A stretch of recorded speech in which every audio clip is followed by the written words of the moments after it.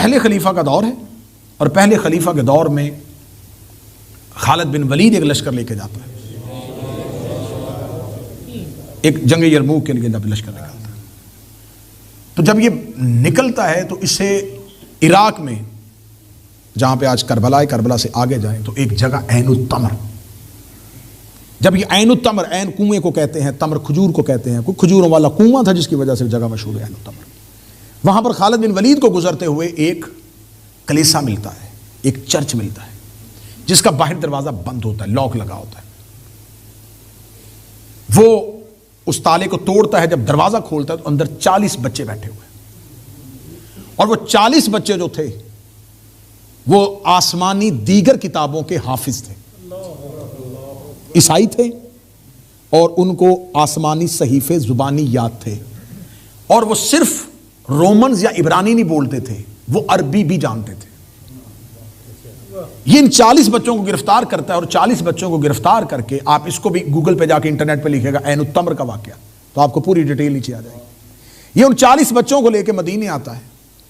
اور مدینے آ کر یہ 40 بچے مدینہ کے بڑے گھروں میں غلام بنا کے دے دیے جاتے ہیں۔ اب یہ 40 بچے جو عیسائی تھے،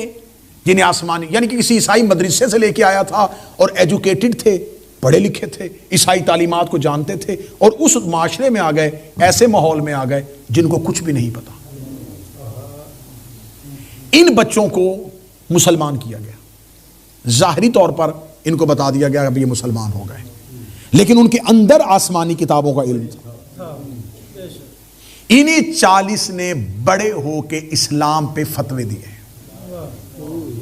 یہ 40 کے 40 اسلام کے سکولر بنے ہیں۔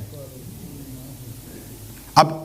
اگلا سچائی سنیے گا، رسول کے بعد جو سب سے پہلی کتاب سیرت کی لکھی گئی ابن اسحاق، ابن اسحاق کا جو دادا تھا یسار، وہ انہی 40 بچوں میں سے تھا۔ جو سب سے پہلی کتاب لکھی گئی ابن اسحاق والی کتاب، وہ اس کا دادا یسار جو تھا، اسحاق کا جو باپ تھا یسار، وہ انہی 40 بچوں میں سے تھا جو عیسائی تھے، اور انہیں مسلمان بنا کے مدینے میں لایا گیا تھا، اور انہیں مدینے میں مسند علم میں بٹھا دیا گیا کہ تم عربی بھی اچھی بول لیتے ہو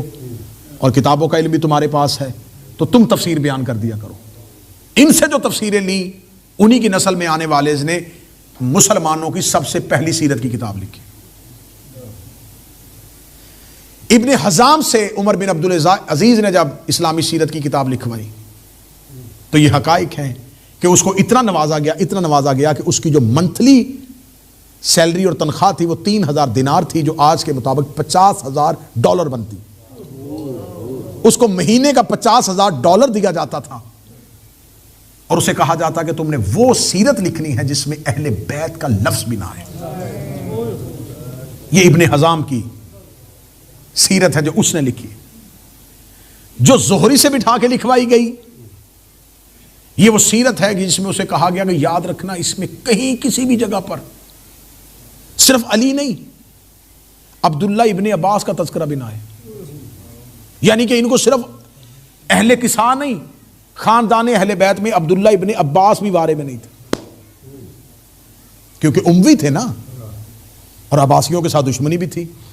حضرت عباس کی جو عباس ابن عبداللہ کی نسل جو عباسی بننے تھے، ان کے ساتھ دشمنی بھی تھی، انہوں نے کہا ہمیں عبداللہ ابن عباس بھی نہیں چاہیے۔ معاویہ بن ابو سفیان نے مدینہ میں آیا تھا، اور اس نے کہا کہ عبداللہ ابن عباس کو بلاؤ۔ عبداللہ ابن عباس اتنا بڑا جید تھا، اتنا بڑا مفسر تھا،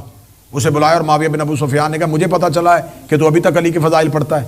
خبردار آج کے بعد میں تم سے علی کے فضائل نہ سنوں۔ ابن عباس کا جملہ اہل سنت تاریخوں میں ہے، جب معاویہ نے کہا کہ میں آج کے بعد تجھے زبان سے علی کے فضائل نہ سنوں، ابن عباس نے کہا کیا میں قرآن پڑھنا چھوڑ دوں؟ تو کیا سمجھتا ہے کہ میں قرآن نہ پڑھوں؟ کیا بات ہے!